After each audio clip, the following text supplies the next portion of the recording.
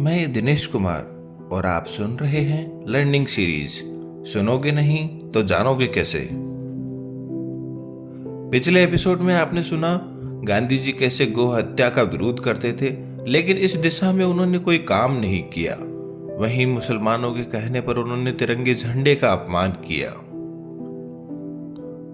आज हम बात करेंगे गांधी जी और स्वराज्य की।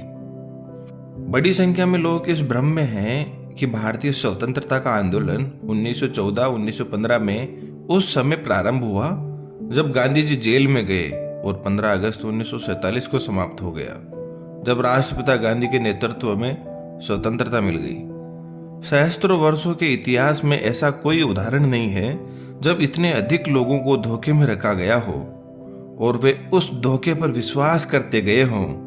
स्वतंत्रता दिलाना तो दूर, गांधी जी ने भारत को ऐसी दशा में लाकर छोड़ दिया कि उसके टुकड़े टुकड़े हो गए।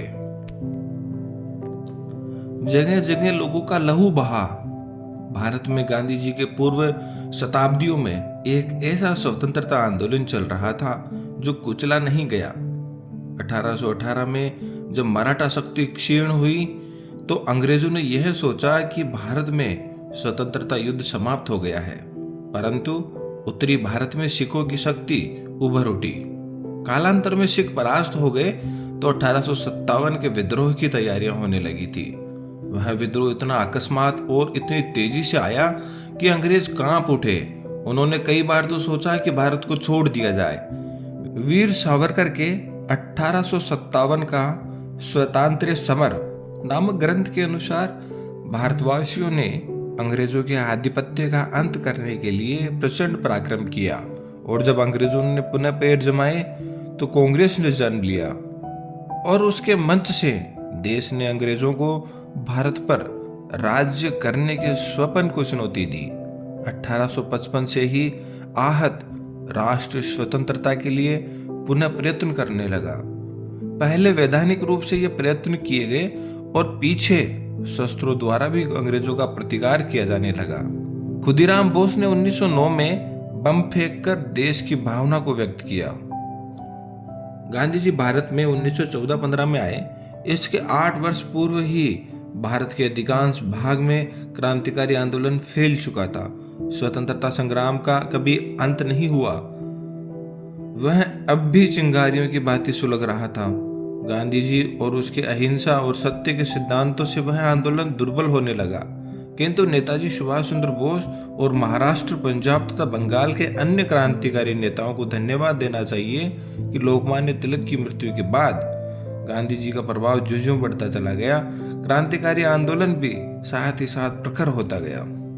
इन लोगों ने जो कांग्रेस में थे और बीच की नीति पर वैधानिक रूप से चलते थे, स्वतंत्रता की ओर किंचित कुछ प्रगति की। 1892 में अंग्रेज विवश हो गए कि लेजिस्लेटिव काउंसिल बनाए। उसके 12 वर्ष पश्चात प्रथम महायुद्ध के उपरांत मॉन्टेग्यू चेम्सफोर्ड सुधार आए, जिससे प्रांतों को अधिकार मिले और निर्वाचित सदस्यों की संख्या बढ़ा दी गई। इस प्रकार स्थायी रूप से केंद्र और प्रांतों में उनको बहुमत मिल गया। 1935 में प्रांतों को पूर्ण अधिकार मिले।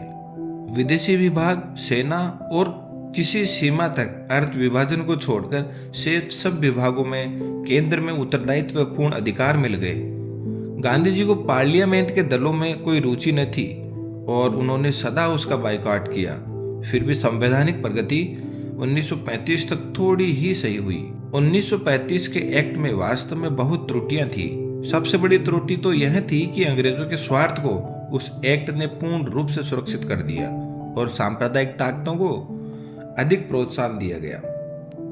इस एक्ट में दूसरा दोष यह था कि इसके अनुसार गवर्नरों एवं गवर्नर जनरल को वीटो अर्थात निर्णय का अधिकार दे दिया गया था। फिर भी यह निश्चित है कि यदि गांधी जी इसका बायकॉट न करते तो हमको यह स्वतंत्रता तो अब जो 1/3 भारत को खोकर मिली, बहुत पहले अखंड रूप में मिल जाती। मैं उस क्रांतिकारी दल का पहले ही उल्लेख कर चुका हूं जो कांग्रेस से अलग था। बहुत से प्रसिद्ध कांग्रेसी इससे सहानुभूति रखते थे। यह दल सदा ही देश को अंग्रेजों की दासता से दूर करने में लगा रहा। सन 1918-19 में प्रथम युद्ध के काल में कांग्रेस पार्टी वैधानिक ढंग से लड़ती रही और क्रांतिकारी दल अपना कार्य करता रहा। साथ ही साथ यूरोप और अमेरिका में गदर पार्टी जर्मनी आदि देशों की सहायता से भारत से अंग्रेजों को निकालने की योजना पर कार्य कर रही थी। कामागाटा मारू की घटना को सब भली भांति जानते हैं और यह भी सच है कि मद्रास के पास जो गोलीबारी हुई वह जर्मन कमांडर की सहायता से हुई। परंतु 1920 से गांधी ने शस्त्र के प्रयोग की निरंतर निंदा की और वे भूल गए कि कुछ वर्ष पहले उन्होंने ही अंग्रेजों की सेना में सैनिक प्रविष्ट कराने में कितना परिश्रम किया था। फिर भी रॉलेट रिपोर्ट में लिखा गया कि हिंदुस्तान में क्रांतिकारियों की संख्या अधिक है। 1906 से 1918 तक क्रांतिकारियों ने अंग्रेजों और उनके पिट्ठुओं को गोली का निशाना बनाया और अंग्रेज भयभीत रहने लगे। वे यहाँ अपना जीवन सुरक्षित नहीं समझते थे। उसके बाद मोंटेग्यू भारत मंत्री होकर आया। उसने भारत को अधिकार देने का वायदा किया, किंतु वह क्रांतिकारी जोश को ठंडा न कर सका। 1919 में सुधार आए, परंतु इसके पश्चात ही जलियांवाला बाग की दुर्घटना हुई, जिसमें निशस्त्र जनता की सभा पर डायर ने यह कहकर गोलियां चलवाई कि सभा रॉलेट एक्ट के विरुद्ध में हो रही थी। सर माइकल ओडायर ने उन लोगों को कुचल दिया जिन्होंने रॉलेट एक्ट के विरुद्ध कुछ भी किया, किंतु 20 वर्ष पश्चात उसे अपनी करतूतों का फल चखना पड़ा जब सरदार उधम सिंह ने लंदन में उसे गोली से उड़ा दिया। मदनलाल डींगरा, भरत सिंह, बीके दत्त, चंद्रशेखर आजाद, राजगुरु और सुखदेव उन वीरों में से हैं जिन्होंने विदेशी राज्यों को प्रकंपित किया। कुछ ने तो उस समय काम किया था जब महात्मा गांधी को कोई जानता तक न था। कुछ ने तब काम किया था जब गांधी जी कांग्रेस के वैधानिक आंदोलन के नेता थे। मैं पहले भी कह चुका हूं कि क्रांतिकारी आंदोलन बंगाल और महाराष्ट्र से चलकर पंजाब तक पहुंच चुका था। जो लोग इस आंदोलन में काम करते थे वे ऐसे वैसे घरों के बालक न थे, वे पढ़े लिखे थे और संभ्रांत समाज से संबंध रखते थे। मातृभूमि की स्वतंत्रता की वेदी पर अपने सुख सुविधाओं में पले हुए जीवन की बलि देने वाले वे वीर सच्चे हुतात्मा थे। उन्हीं के रक्त से भारतीय स्वतंत्र मंदिर की नींव सिंची गई। लोकमान्य तिलक ने स्वतंत्रता आंदोलन को संगठित किया। महात्मा ने तो बने बनाए का लाभ प्राप्त किया है। मुझे पूर्ण विश्वास है कि 1909 से 1935 तक विधान में जितने भी सुधार हुए वे क्रांतिकारी आंदोलन के कारण हुए। गांधी जी की शांति की नीति पर चलने वाले लोग क्रांतिकारी आंदोलन को निंदनीय समझते थे। गांधी जी ने प्रत्येक भाषण और लेख में क्रांतिकारी आंदोलन की निंदा की। इसके विपरीत भारत की जनता हृदय से क्रांतिकारियों की सराहना करती रही।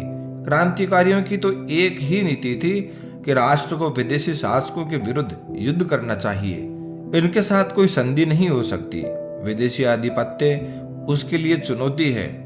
क्रांतिकारी की दृष्टि में विदेशी राजा को यहाँ का नागरिक मानना या उससे संधि करना मूर्खता है।